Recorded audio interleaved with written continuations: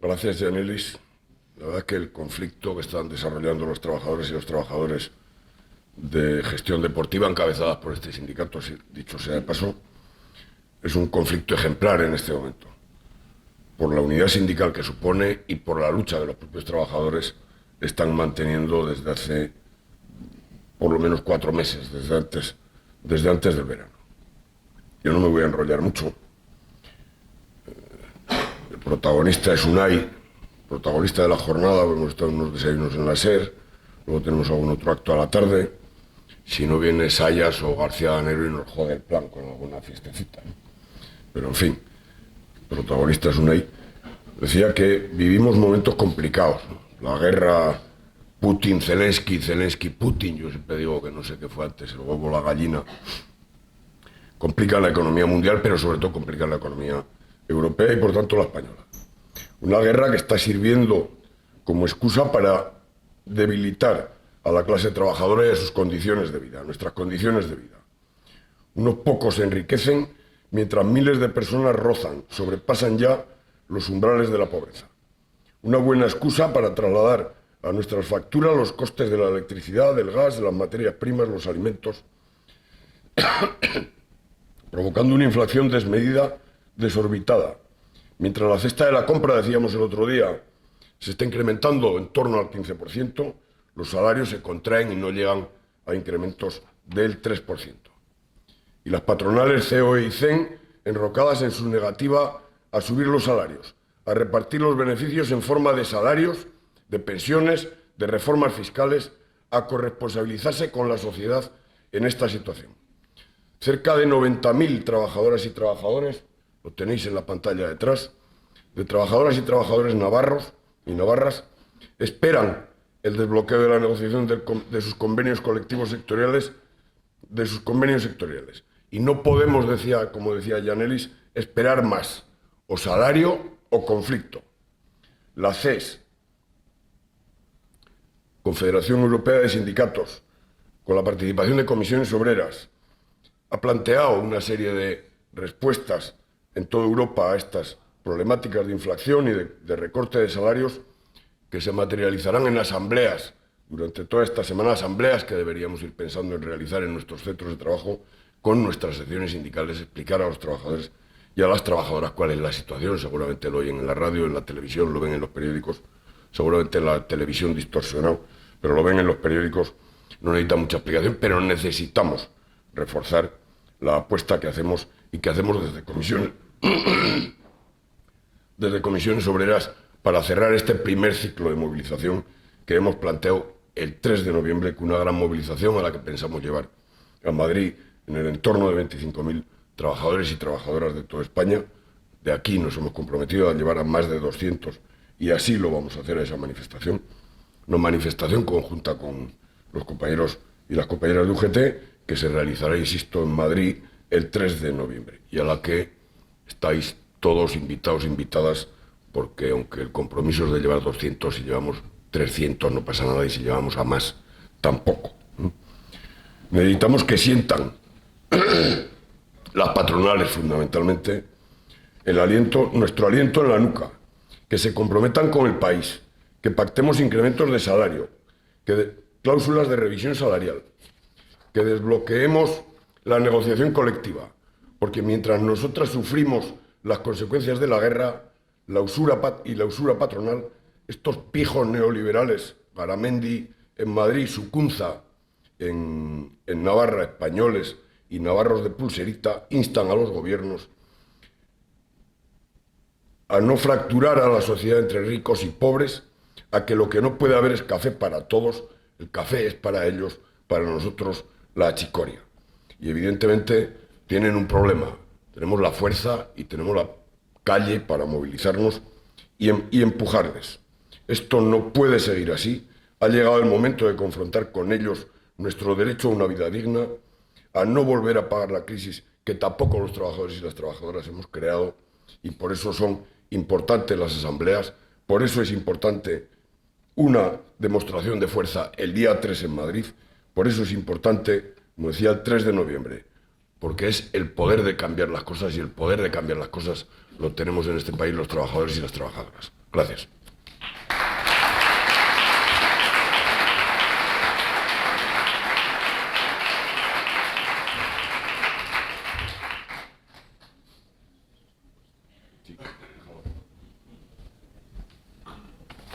No, arriba no. Bueno, buenos días, Egunon, veremos dónde acaba esa copa. Bueno, lo primero, agradeceros a todos y a todas vuestra presencia en este encuentro, en esta asamblea.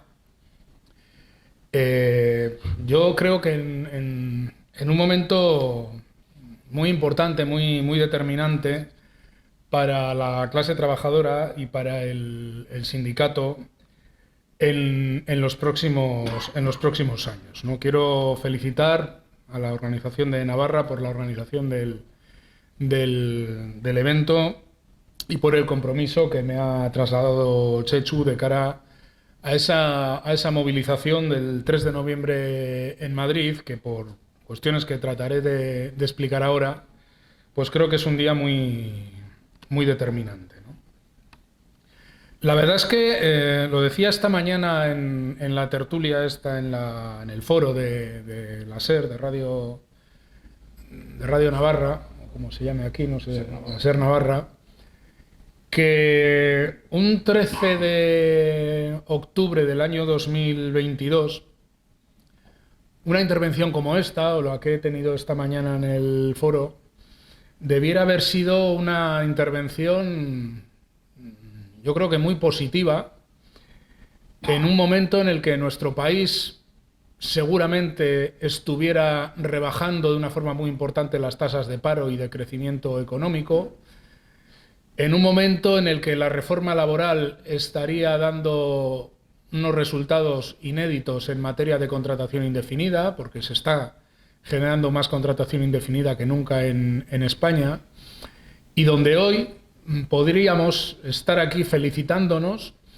porque el trabajo sindical realizado durante la pandemia había servido para salir de la crisis económica que provocó la pandemia y el confinamiento en mejores condiciones respecto a cómo hemos salido de ninguna de las crisis económicas en España en los últimos 50 años.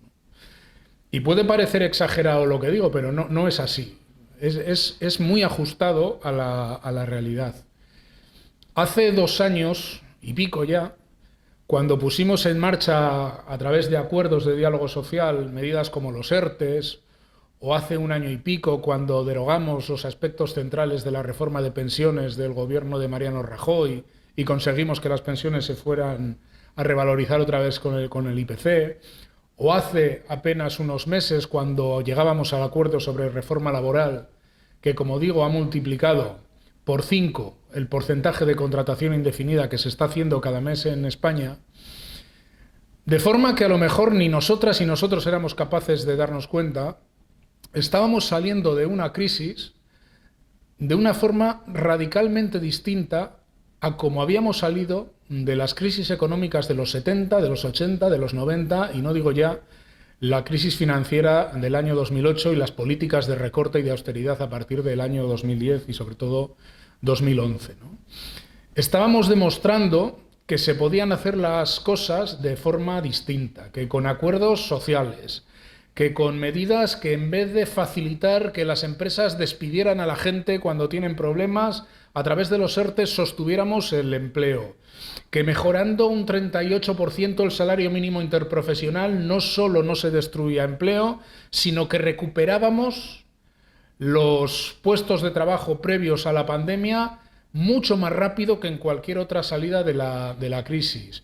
Cuando estábamos demostrando que se podían revalorizar las pensiones con los precios, cuando en definitiva podíamos decir que haber hecho caso a las propuestas sindicales no solo era más justo, sino que además era más eficaz económicamente, resulta que llega este año 2022 y tenemos que venir a hablar de cómo nos movilizamos para evitar que las empresas, que los empresarios, que las organizaciones empresariales vuelvan a hacer recaer todo el coste de una crisis de precios sobre las clases populares, sobre las clases trabajadoras y sobre todo sobre las personas con menor renta y con menor salario, ¿no?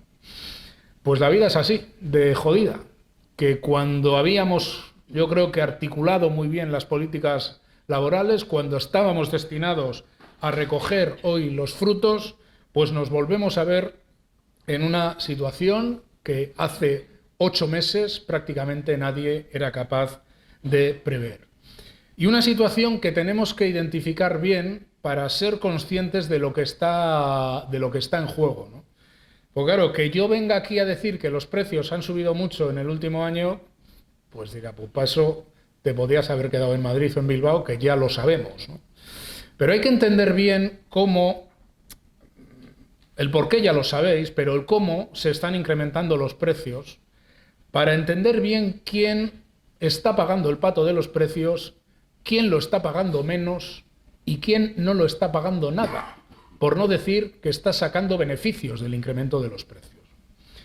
Porque yo sería un mentiroso y un temerario si yo viniera aquí a decir que las empresas no están teniendo ningún problema. Ha habido una invasión de un país como Ucrania por parte de otro país como Rusia. Se han producido una secuencia de sanciones económicas, de bloqueos en el gas, en el petróleo, en otras materias primas, que están disparando los precios, esto es verdad, de algunos elementos que son muy importantes en una economía como la navarra, en una economía como la española y en una economía como la europea. Se han incrementado mucho los precios energéticos, los precios del gas, los precios del carbón, los precios del petróleo. Se han incrementado mucho los precios de las materias primas y particularmente los precios de los alimentos, de la cebada, del trigo, del maíz. Y por tanto es verdad, hay un incremento de costes muy importante que ya se había manifestado en el año 2021 por otras razones distintas a la guerra, que se está manifestando en el año 2022 y que se va a manifestar desgraciadamente también a lo largo del año 2023. Pero claro, cuando hay ese incremento de costes, ¿cómo se mueve aquí cada uno? ¿Cómo se mueve cada agente económico en un país como España o en un territorio como Navarra? Pues las empresas lo que están haciendo es repercutir esos incrementos de costes a los precios al consumo. Y alguien dirá, pues claro, si ellos tienen más costes, pues cobran más caro por los productos que fabrican. Y dice, bueno, sí o no. O sí un poco y otro poco no. No, aquí lo que estamos viendo es que las empresas están repercutiendo muy buena parte de ese incremento de los costes en precios finales al consumo de la cesta de la compra que todas y todos vemos cuando salimos de un supermercado con una cara de susto bastante importante. ¿Esto es porque lo digo yo? No, esto es porque lo dicen los datos.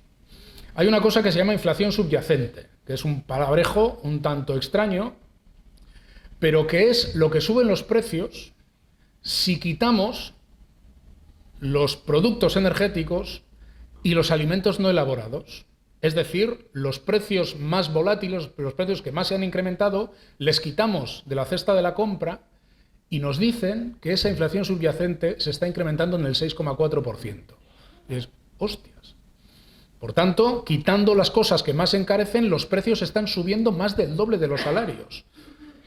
¿Y por qué está ocurriendo esto? ¿Y en qué sectores está ocurriendo esto? Pues está sucediendo porque las empresas subiendo los precios quieren salvaguardar sus márgenes y sus beneficios empresariales y está afectando sobre todo a los sectores donde hay grandes empresas, grandes núcleos de poder empresarial que tienen la capacidad de fijar precios no en un régimen de competencia, sino en un régimen de oligopolio.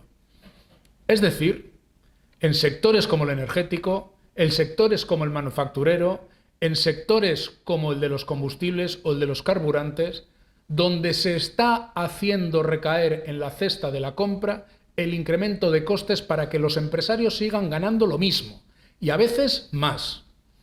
Y dirá alguien, ¿pero dónde va este borrico? Hoy se ha enfadado un poco el presidente de la patronal, diciendo, hombre, aquí hay muchas pymes que no pueden repercutir precios porque, entre otras cosas, a las empresas a las que venden no les dejan.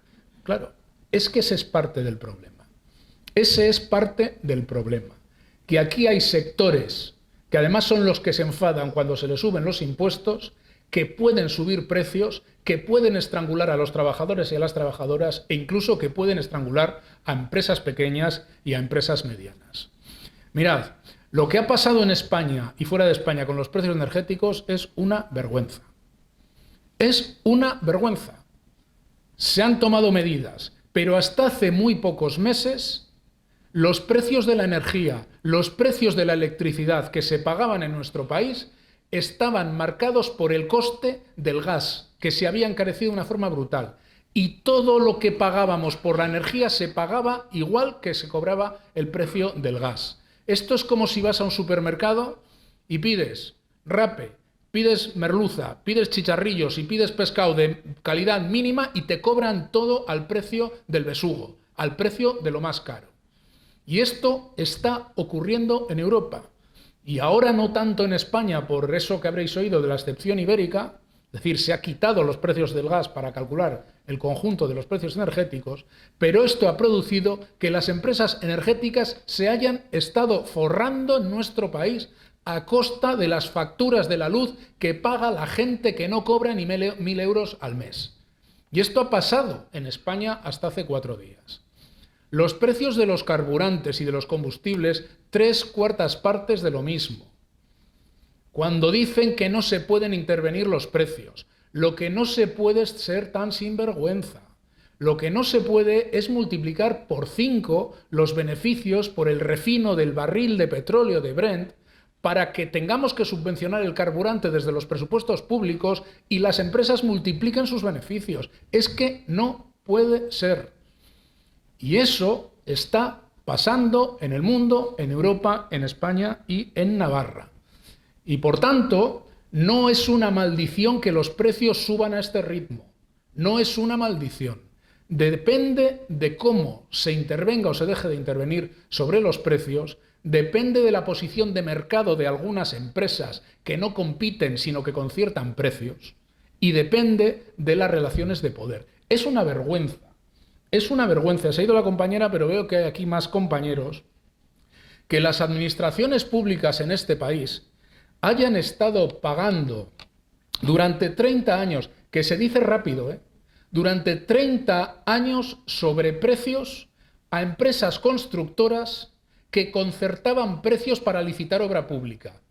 Y un tribunal en defensa de la competencia les ha multado, porque se juntan 5 amiguetes, conciertan los precios a los que concurren a la obra pública y lo que hacen es expoliar recursos públicos para forrarse a duros y lo llevan haciendo 30 años. Y eso ha pasado en nuestro país. Por tanto, no podemos resignarnos ni a este incremento de precios ni que el pato de este incremento de precios lo paguen los trabajadores y las trabajadoras. Demostramos en la anterior crisis, que ha pasado 4 días, es que ni habíamos salido de la crisis de la pandemia, que con esfuerzos compartidos, con esfuerzos concertados, se salía de forma más justa y se salía de forma más útil de la crisis y más eficaz. Y los ERTE son el mejor ejemplo. Los 3,5 millones de trabajadores y trabajadoras que pasaron por un ERTE no fue ninguna experiencia agradable. Cuando se va a un ERTE se cobra el 70% de la base reguladora, que a veces, cuando hay dinero en B, es bastante menos que el 70% del salario que se lleva alguien normalmente a casa, como bien saben, en la hostelería, donde el salario declarado es una cosa y el no declarado es otra, ¿no? Es decir, no fue un tránsito agradable esto de estar en los ERTES, pero salvamos 3,5 millones de puestos de trabajo. Y el Estado, es decir, los recursos de todos y de todas, hicimos un esfuerzo de 40.000 millones de euros para salvaguardar 3,5 millones de puestos de trabajo y vaya usted a saber los miles y miles de empresas que salvamos a través de esos ERTES. Y las empresas, en vez de despedir, que es lo que han hecho toda la vida, sostuvieron esos puestos de trabajo, no despidieron. Es verdad que porque pagamos desde los fondos públicos los salarios y las cotizaciones sociales, pero se corresponsabilizaron no despidiendo. Y en ese juego de responsabilidades de todos salimos mejor de la crisis, recuperamos mejor los empleos y evitamos que 3 millones de personas se quedaran en las peores circunstancias sin un puesto de trabajo. Y ahora que necesitábamos esfuerzos otra vez de corresponsabilidad para hacer frente a esta crisis, que no es una crisis económica al uso, pero sí es una crisis de precios gravísima, gravísima, resulta que aquí hay un jugador que se ha borrado de la partida.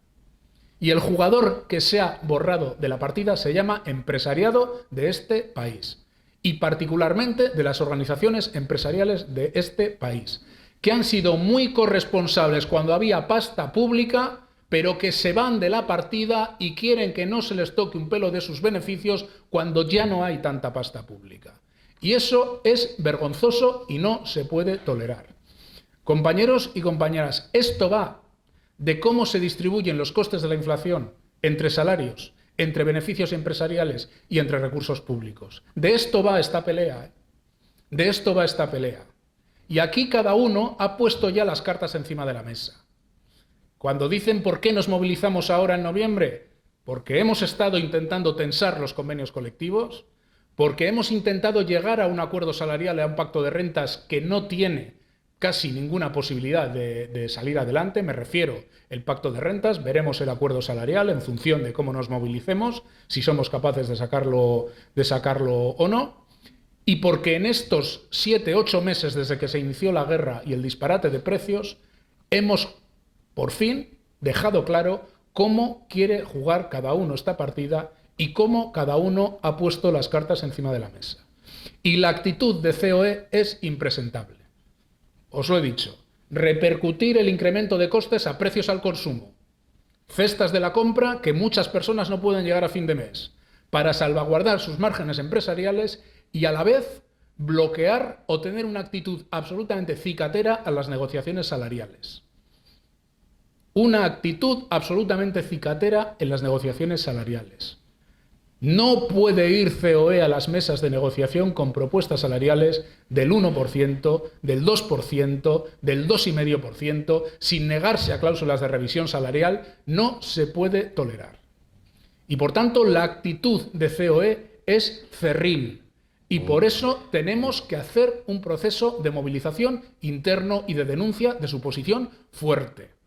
Porque se han borrado del juego. Y hay que volverles a situar encima de la mesa con propuestas distintas. Y esto, compañeros y compañeras, no se va a hacer solo con buenas palabras. Esto se tiene que hacer desde la presión social, desde la presión laboral y desde la presión política. Porque COE está jugando en este momento también a política. Y a ver que puede haber un cambio de ciclo político y, por tanto, no dar ni agua a una hipotética negociación salarial o de un pacto de rentas. No se puede tolerar esa actitud de las organizaciones empresariales. Pero os decía que el juego es a tres bandas. Tiene que ver con los salarios, tiene que ver con los beneficios empresariales y tiene que ver con los recursos públicos, con las administraciones. Y ojo, porque aquí se está queriendo colar una trampa. Y si oís a muchos responsables políticos, y no hablo ya a muchos tertulianos, se dice que quien se está forrando con esto es el gobierno. Y a veces casi se identifica el que se está forrando con esto es Pedro Sánchez. Cuidado con este populismo, con esta demagogia que la carga el diablo. El dinero público no es del gobierno. El dinero público no es del presidente del gobierno. El dinero público es nuestro. El dinero público es de la ciudadanía. Y cuando se dice que el gobierno tiene que dejar de forrarse y bajar los impuestos de forma generalizada, lo que se está queriendo decir, aunque no se diga, es que la crisis de precios la pague la ciudadanía para no tocar un duro de los beneficios empresariales. Porque claro, puede sonar bien, dice, joder, si no llego a fin de mes, coño, si me bajan todos los impuestos, pues lo mismo hasta llego. Hoy. Lo mismo hasta llego hoy. Pero ¿qué va a pasar con los servicios públicos de dentro de 3 días? ¿Vosotros creéis que en España, que recaudamos 70.000 millones de euros menos que la media de la Unión Europea al año, con una deuda pública del 117%, que menos mal que hubo deuda pública porque si no nos salvamos al país en la pandemia? ¿Vosotros creéis que España se puede permitir una rebaja generalizada de impuestos? ¿Qué va a pasar pasado mañana, si esto ocurre. Se incrementará la deuda pública y vendrán los recortes. Pero no hablo del año 2030. Cuando hablo de pasado mañana, hablo casi literalmente de pasado mañana, ¿eh? O sea, estoy hablando del año 2024 como muy tarde. Habría un proceso de recortes sociales, de recorte de prestaciones y de recorte de pensiones que ríete tú de lo que sufrimos entre el año 2011 y el año 2013. Aquí hay quien está situando una trampa antiimpuestos para poner en jaque el modelo social en cuestión de 4 días.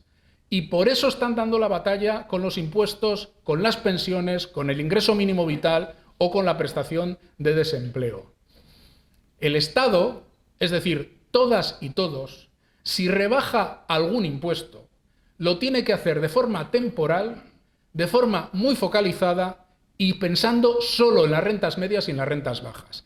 Y lo tiene que compensar con otros impuestos a las rentas altas y a las rentas del capital, que ya es hora que paguen lo que tienen que pagar, que no lo hacen, que son la mitad unos mangutas. Y esto lo tiene que decir la clase trabajadora. No podemos caer en la tentación de decir, pues sale, que no haya IVA, que no haya impuestos, que no haya nada, porque pasado mañana las 4 perras que nos va a dejar de más el IRPF nos las vamos a tener que gastar en un seguro médico, en una pensión privada o en una escolarización en un colegio privado para un niño o para una niña. Y no hablo ya de la atención a la dependencia u otros servicios sociales concertados con la administración pública, que luego diré algo, porque es muy interesante lo que ha dicho la compañera al principio de por qué pasan estas cosas y quién es el pagano último de que los trabajadores y trabajadoras de la atención, en este caso deportiva, esté como están, que son las empresas, pero que son las administraciones también. Luego diré algo, ¿no? Por tanto, el Estado, es decir, todas y todos nosotros, lo que tiene que hacer no es bajar todos los impuestos. En todo caso, son medidas selectivas muy concretas y lo que tiene que hacer es controlar determinados precios. He citado algunos mercados, el de los carburantes combustibles, el de la energía y algunos más que afectan al conjunto de la cesta de la compra, ¿eh? No nos engañemos. Que un camión cuando mete los productos en un supermercado no es lo mismo que pague el carburante a este precio que a este. Es decir, esto todo está relacionado. El Estado lo que tiene que hacer es controlar, atreverse a controlar y a poner topes a algunos precios, que no va a estrangular a las empresas, que no nos vendan ese miedo, tienen márgenes de sobra. Tiene que proteger las rentas medias y las rentas bajas y tiene que mejorar la recaudación fiscal de las rentas altas y las rentas del capital, aparte de mejorar las prestaciones, el salario mínimo interprofesional, las pensiones y las condiciones laborales de los empleados y las empleadas públicas. Eso es lo que tiene que aportar el Estado a este juego a 3 bandas. ¿Lo está haciendo en alguna medida? Sí, de forma insuficiente y dependiendo del color y de la orientación política.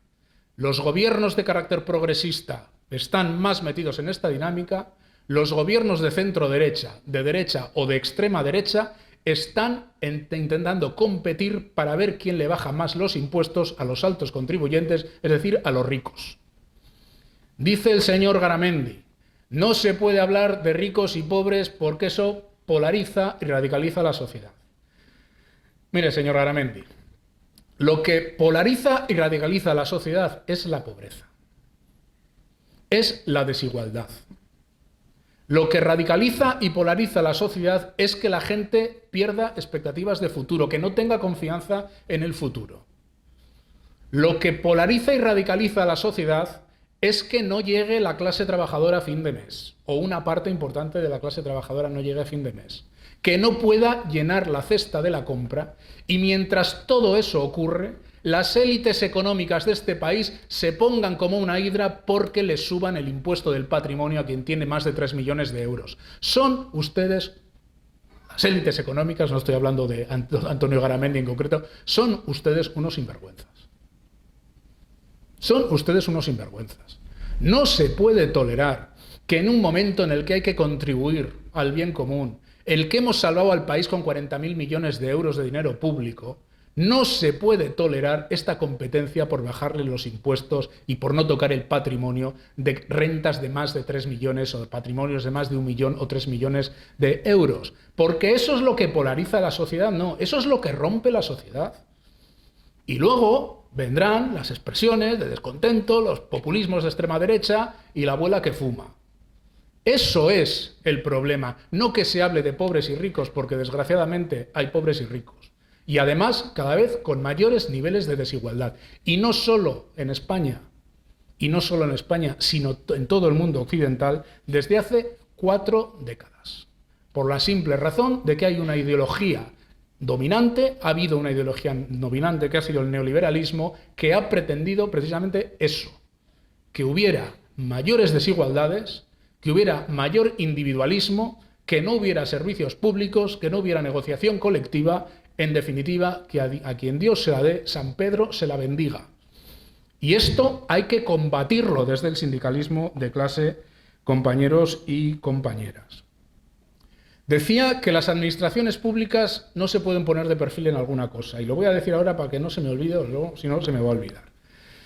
Mirad, en España, durante muchos años, ha habido un modelo de servicios públicos muy articulado y muy armado en torno a las pensiones públicas, a la educación pública y a la sanidad pública. Mucho menos respecto a las situaciones de dependencia y en general todo lo que tiene que ver con el cuidado de personas, y todavía mucho menos con otros servicios, digamos, de responsabilidad pública en su prestación, pero que se ha canalizado a través de empresas privadas. Porque se externalizaban, porque no se veía generar un sistema de servicios sociales o un sistema de atención a la dependencia como el sistema de sanidad, por ejemplo. Y la cuestión es, ¿cómo se ha producido esa externalización de servicios públicos? ¿Cómo se ha concedido a las empresas las licitaciones para llevar una ayuda domiciliaria en un ayuntamiento, la gestión deportiva de un polideportivo, un montón de cuestiones? Pues se ha dado concertando al menor postor. Porque es que en España hay una ley de contratos públicos que poco menos que obliga a las empresas, a las administraciones, a conceder su licitación al que pone menos dinero encima de la mesa. ¿Para qué? Para ahorrar. ¿A costa de qué? De las condiciones de los trabajadores y de las trabajadoras. A lo largo del año que viene, y si no del próximo, de una manera o de otra, se reconducirán las cosas en el este de Europa, digo yo. Antes o después, muchos de los precios que se han disparatado se contendrán. De hecho, algunos se vienen conteniendo ya. En esto que llaman los mercados a futuros, que son unas cosas muy raras, pero algunos de los precios se están empezando a contener o a incrementarse menos. Es decir, antes o después, la inflación bajará. Ya no va a bajar a los niveles que la teníamos hace unos años, del 1, del 0, del 2%. Habrá inflación alta, pero no del 8 ni del 10%. Cuando digo que la inflación bajará, no quiero decir que los precios bajen.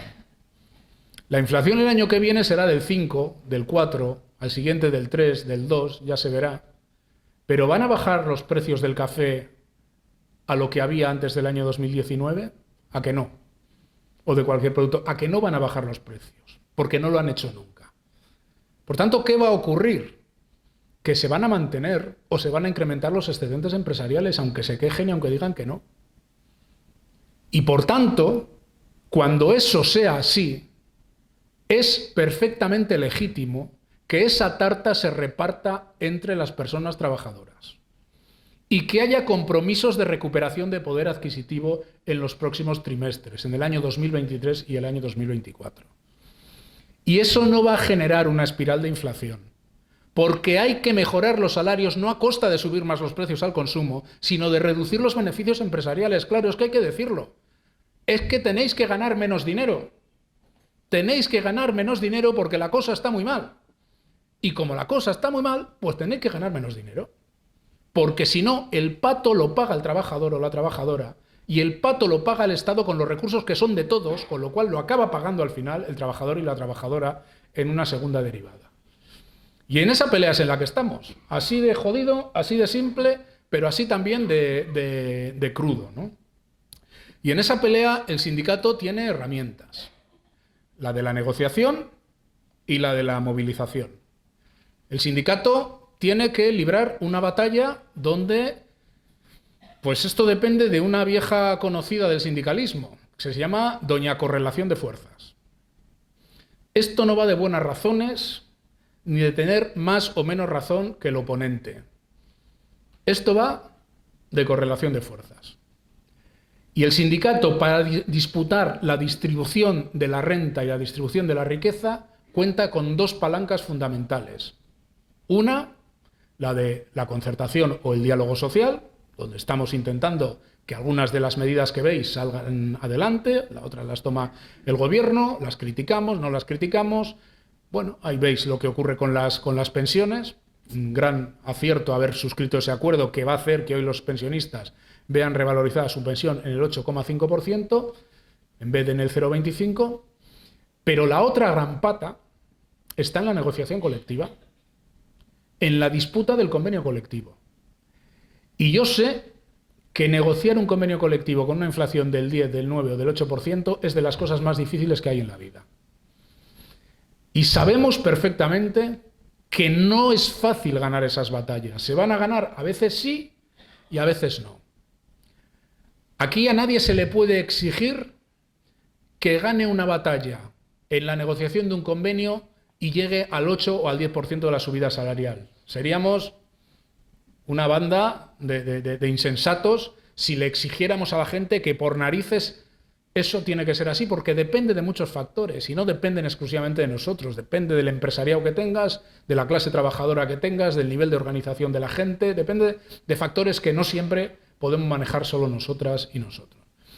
Pero lo que sí debemos autoexigirnos es hacer partícipe a los trabajadores y a las trabajadoras, a los delegados y a las delegadas del sindicato, al activo de comisiones obreras, de los procesos de negociación colectiva.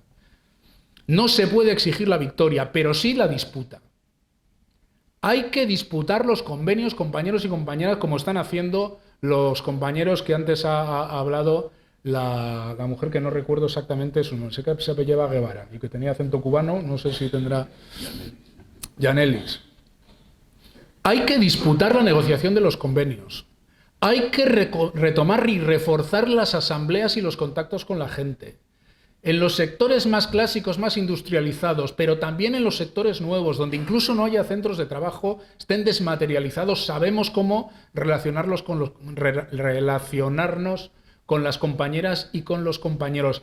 Es fundamental que la gente se sienta partícipe de este proceso de disputa por los salarios. Porque si cogemos el atajo y si damos salida a los convenios colectivos sin hacer partícipe a la gente nos va a acabar haciendo corresponsables de la pérdida de poder adquisitivo que pueda haber. Y eso no lo podemos permitir. Tenemos que reforzar la posición en los convenios. Esto es más viejo que la tos. Esto es hacer plataformas. Esto es hablar con los delegados y delegadas. Esto es trasladarse a los centros de trabajo. Esto es percibir cómo respira el personal, la capacidad de movilización real que hay, la capacidad que no hay. Ser conscientes de la situación e intentarlo. Y si hay que ir a la bronca, hay que ir a la bronca. Es mejor firmar un acuerdo en el 4,5% después de haber hecho una ronda de asambleas y que de todo Dios se sienta partícipe de ese 4,5% que un 4,75% sin que nadie se entere cómo negocio el convenio colectivo y dentro de un año me diga, gracias, o sea, por culpa vuestra he perdido 3 puntos de poder adquisitivo. Y hablo de un 4,75%. Imaginaros si hablara de un 1 o de un 2. La dirección del sindicato no está en disposición de exigir al activo del sindicato que gane las batallas, pero sí que dé las disputas. Y que vosotras y vosotros exijáis a la dirección del sindicato que dispute con las organizaciones empresariales. Y por eso hay que ir el 3 de noviembre a Madrid. El 3 de noviembre hay que montar una manifestación en Madrid incontestable, de miles y miles y miles de sindicalistas. Una manifestación que sirva de impulso a la negociación colectiva, que es verdad que está ya muy avanzada el año 2022, ya estaremos en noviembre, quedarán apenas 7 semanas para acabar el año, pero después del 22 vendrá el 23 y después del 23 vendrá el 24. Y esta disputa, desgraciadamente, es de banda larga. Porque ojalá estuviéramos, como se pensaba hace unos trimestres, en una guerra corta y en una situación de inflación coyuntural que caería a final de año y estaríamos en otro escenario. No estamos en esa, compañeros y compañeras. Estamos en un cambio, en una transformación que seguramente necesitaremos años para evaluar correctamente. Aquí lo que está quebrando es el modelo de crecimiento que ha llevado Occidente en los últimos años, basado en energía barata, de combustibles fósiles, de países como los del Golfo Pérsico, como Rusia y como otros, y de la externalización productiva al resto del mundo para que se forraran algunos a costa de la miseria de muchos. Eso está en cuestión. La energía no va a ser tan barata a menos que aceleremos la transición energético-ecológica, y eso no se va a hacer de hoy para mañana. Por tanto, vienen curvas. No digo esto para meter miedo, pero viene una situación de cambio.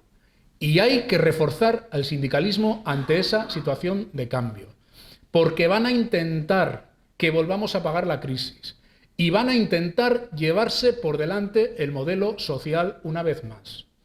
Lo que está ocurriendo con las pensiones no es ninguna tontería. Cuando hicimos la reforma del sistema público de pensiones y recuperamos la revalorización con el IPC, yo os estaría vendiendo una moto como un castillo si os dijera que ni sospechábamos que íbamos a hablar de estos niveles de inflación. Claro, evidentemente no lo sabíamos. Pero sí sabíamos que tomábamos una medida muy importante para evitar el deterioro del poder de compra de las pensiones, que se iban a revalorizar en las próximas décadas al 0,25 durante la mayoría de los años. Es decir, que iban a acumular una pérdida de poder adquisitivo muy importante en los pensionistas actuales y del futuro. ¿Para amargarles la vida? Bueno, algún sociópata sí, pero en general no es una cuestión de malignidad, es una cuestión de cambiar el sistema. Es una cuestión de lanzarle a la población la idea de que no va a tener una pensión pública suficiente para que se vaya preparando y se vaya capitalizando una pensión privada. Y por eso se trataba de deteriorar la calidad de la pensión, la capacidad de compra de una pensión. Porque quien tiene una pensión de 1.400 euros ahora, sabe que si durante los años que le queden vivo o viva va a perder poder adquisitivo, los 1.400 euros de ahora no van a servir dentro de 20 años, porque en términos reales pues van a ser pues menos de 1.000 euros. Y cuando esto cala en la población, no hace falta luego trabajar mucho para que se empiece a defender la necesidad de los sistemas privados de pensiones, no como complemento, que eso no estamos en contra, sino como sustitutorio del sistema público. Y de eso va la pelea de las pensiones. Claro, ahora llega una inflación del 8,5%, o lo que acabe el año, que estará el 7 y mucho, el 8 y poco, la inflación interanual, pero la inflación media va a estar en torno al 8 y pico por ciento, y hay que revalorizar las pensiones en el 8,5%. Dicen, sois unos manirrotos, son 16.000 millones de euros adicionales a la cuenta de las pensiones, que ya de por sí es muy alta, ya sé que es mucho dinero. Y dicen algunos, joder, qué injusticia, que se revaloricen las pensiones más bajas tiene un pase, pero las pensiones más altas, que alguien que gana 2.400 euros en una pensión la vea revalorizada al 8,5%, mientras que su hijo mileurista tiene el salario congelado, y dice, qué injusticia. Y pues sí, en efecto, es una injusticia. En concreto, es una injusticia que su hijo o su nieto sea mileurista y que no se revalorice el salario. Esa es la injusticia, ¿eh? Esa es la injusticia. Y cuando dicen que no se revaloricen las pensiones más altas, lo dicen los mismos que hay que bajar impuestos a las rentas medias y a las rentas altas. Oigan, ¿pero en qué quedamos? Si usted cree que quien tiene más de 45 o 50.000 euros al año tiene que pagar más impuestos, dígalo. Ah, que no lo dice. Dice, no, pero que no se revaloricen las pensiones. Pero usted lo que tiene es bastante cara. A usted no le importa la sostenibilidad de las cuentas públicas. A usted lo que le importa es que las pensiones cada vez pierdan más calidad y que cada vez haya más gente que piense que no va a tener pensión en el futuro. Y esto es lo que tenemos que combatir. las pensiones todas se tienen que revalorizar en función de la evolución de la inflación. Quien más pensión tiene también es porque más ha contribuido en sus cotizaciones durante largas décadas, y en todo caso, si alguien cree que las rentas a partir de 45, 50 o 60.000 euros tienen que contribuir más, que lo diga y que proponga una reforma fiscal. Pero no vale cada vez, y a la vez hay que bajar los impuestos. Que no, que usted me está engañando. Por tanto, es fundamental entender estas posiciones. La disputa por los salarios, la subida del salario mínimo interprofesional. Vamos a ser muy taxativos con el gobierno en este terreno. Nosotros, como sindicato, compartíamos el objetivo de que al final de la legislatura, es decir, en este último año que queda, el 23, el salario mínimo interprofesional llegara al 60% de la media salarial. Como objetivo estratégico de país compartimos la idea. Lo que pasa que en este momento, cuando se calcule cuánto es eso, si eso está situado en los 1.049, 1.050 euros como se estimaba, ahora mismo no nos vale. Nos van a poner a parir también, porque van a volver con el son. Los que ahora dicen que están muy preocupados por el salario de los jóvenes, dentro de exactamente 27 días van a decir que vamos a destruir millones de puestos de trabajo por subir el SMI. Porque aunque ese se haya subido un 38% y se ha demostrado que no destruye empleo, son inasequibles al desaliento. Porque claro, esto no es una ideología, esto es una fe. El neoliberalismo es una fe. Dice, no, si suben los salarios mínimos se destruye empleo. Oiga, que no, mire los datos, que da igual. Bueno, van a volver a dar la matraca los que hasta ahora estaban preocupados por los salarios de los jóvenes. Ahora van a decir que subir el SMI a la inflación es lo peor. Bueno, pues nos vamos a poner en esa posición. Nos vamos a poner en esa posición. El SMI, en opinión de Comisiones Obreras, tiene que subir para el año 2023 lo mismo que suban los precios en el año 2022. Porque las personas que tienen un salario bruto de 14.000 euros anuales con esta inflación directamente no llegan a fin de mes. No digo que con una subida de la inflación vayan a llegar, pero desde luego lo que no pueden es perder poder adquisitivo. Y esto va a ser otra bronca. Esto va a ser otra bronca y no pasarán muchas semanas y además para el 3 de noviembre va a estar la cosa ya un poco empezando a emerger. Otro mensaje fuerza del 3 de noviembre, subida del salario mínimo interprofesional. Mejora de la protección de rentas de la gente más vulnerable. Topar precios en algunos mercados que se puede hacer, que las empresas tienen importantísimos excedentes. Y disputa. Sobre todo disputa en el marco de la negociación colectiva y de los convenios colectivos. Voy a la parte final. El sindicato, ante esta situación, si nosotros fuéramos una organización corporativa, como las hay, en la función pública y fuera de la función pública, nosotros podríamos decir, aquellas partes del mundo del trabajo que están más organizadas, van a tener la capacidad y la fuerza suficiente para resolver esta pelea más o menos de una forma satisfactoria. Las partes más debilitadas del mundo del trabajo van a salir perdedores de esta pelea. Ellos verán, ellas verán, que se organicen.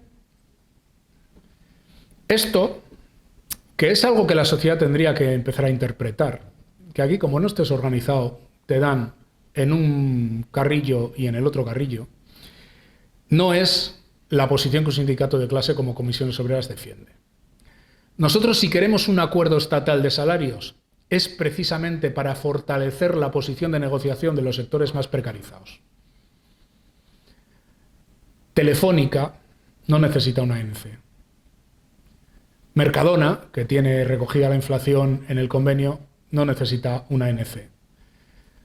Muchos sectores industriales, yo creo que les viene bien una ANC, pero bueno, tienen la suficiente fortaleza en el propio convenio colectivo, seguramente no les es imprescindible una ANC. Una ANC es Acuerdo por el Empleo y la Negociación Colectiva, es decir, las recomendaciones de los salarios. Y más cosas, pero bueno, en este caso, las recomendaciones de los salarios. Pero los sectores más precarizados, con patronales que a veces son, en fin, 4 tratantes de mano de obra que de patronal y de empresarios o empresarias tienen lo justico, les viene bien una ANC. Les viene bien una movilización general. Les viene bien ligar la movilización de los sectores más conscientes y más organizados a la movilización de los sectores menos conscientes, más precarizados y por tanto más desorganizados. Pero el reto es organizar en unos sectores y en otros. Tenemos cerca el proceso de concentración electoral. Es fundamental que el sindicato eche el resto para mejorar nuestra presencia en los centros de trabajo. Yo sé que estoy en Navarra, donde la disputa es a 4 sindicatos, como en Euskadi, a 3 en Galicia. En el resto de España, comisiones obreras y UGT, más o menos, representamos 2/3 partes, algo más de 2/3 partes del conjunto de la representación, y comisiones obreras es de largo el sindicato más representativo de nuestro país. Le sacamos en este momento más de 11.000 delegados y delegadas a la Unión General de Trabajadores. Tenemos más de 100.000 delegados y delegadas vigentes en los centros de trabajo. Tenemos 970.000 personas afiliadas. Tenemos un 90 y tantos % de autofinanciación. El sindicato recauda cada año en cuotas más de 131 millones de euros, con lo cual las subvenciones de 4, 5 o 6 millones de euros que nos da el gobierno no dan ni para la luz. Yo sé que el sindicalismo abertzale, además, suele utilizar esa demagogia que utiliza también la extrema derecha. Los sindicatos confederales no dependemos de las subvenciones, por más que lo repitan, no os quepa la más mínima duda. Las subvenciones sindicales en España, primero, se dan a todos los sindicatos en función de la representación, es decir, de lo que vota la gente en las elecciones, como se da a los partidos políticos en función de lo que vota la gente. Las subvenciones sindicales son escasas y están perfectamente justificadas. Vosotros, cuando negociáis un convenio, no lo negociáis para la afiliación de comisiones obreras, ¿verdad? Lo negociáis para todos los trabajadores del centro de trabajo del sector, que a veces son un poco gorroncetes, ¿verdad? Que sabéis de lo que hablo, ¿no? El sindicato, cuando negocia que los pensionistas, en vez de un 0,25, tengan la pensión revalorizada un 8,25, un 8,5, lo que sea, al final de año, no es para los pensionistas afiliados a comisiones obreras y a UGT, ¿verdad que no? Para 9 millones de personas trabajadoras. Cuando negocia un plan de igualdad, 3/4 partes de lo mismo. Cuando negocia un ERTE, que evita que toda una plantilla se vaya a la calle, pues no es para la afiliación del sindicato. Porque esta organización, el sindicalismo en España, tiene una función constitucional y nos mandata la ley a hacer una tarea que va más allá de nuestros afiliados y de nuestras afiliadas. Y por tanto es perfectamente legítimo que recibamos una cuantía de recursos públicos para compensar esa actuación que si no sufragamos solo y exclusivamente los afiliados y las afiliadas del sindicato. Por tanto, no tengáis ningún complejo a la hora de defendernos del trantrán y de la matraca de los sindicatos subvencionados. Pero es que además de todo esto, el porcentaje de recursos de nuestra organización que viene de recursos públicos es mínimo. Es mínimo. Yo ni sé ahora mismo lo que corresponde al año que entra, pero ya os digo que sean 5, no sé si llega a 6 millones de euros. Nosotros y nosotras recaudamos solo de cuotas 131 millones de euros en el año 2021. Por tanto, tenemos absoluta autonomía de los poderes públicos y de los poderes políticos a la hora de decidir nuestra política sindical. Y cuando se cargan subvenciones finalistas que llaman, que no son subvenciones, que son planes concretos sobre migración, sobre violencia de género, sobre orientación laboral, sobre formación, no se están cargando las subvenciones de los sindicatos, se están cargando servicios de ciudadanía para los trabajadores y las trabajadoras, que es lo que está pasando ahora. Aquí ya tuvisteis algo de eso, lo que está pasando ahora con el gobierno de fachas que hay en Castilla y León. Y vamos a cortar las subvenciones a los sindicatos, que no, que no. Y usted lo que se va a cargar es la orientación laboral en Zamora. Es lo que va a hacer. ¿A quién va a joder? Hombre, al trabajador que va a dejar de orientar, eso es así, pero sobre todo al desempleado o a la desempleada que no va a haber quien le oriente. Porque encima no lo hacen para hacer esas funciones desde la administración, porque es que les importa un huevo esa gente. Por tanto, tener absoluta certeza de que las finanzas, de que la fortaleza del sindicato en los terrenos financieros y organizativos es muy alta. Que vamos a ganar las elecciones sindicales, pero que nuestra pelea fundamental ni siquiera es con otros sindicatos. La pelea fundamental de las elecciones sindicales es estar allí donde no estamos, es organizar lo que está desorganizado, es llegar a los sectores de gente joven, de gente precaria que no tiene ni pajolera idea de lo que es un convenio colectivo o una organización sindical.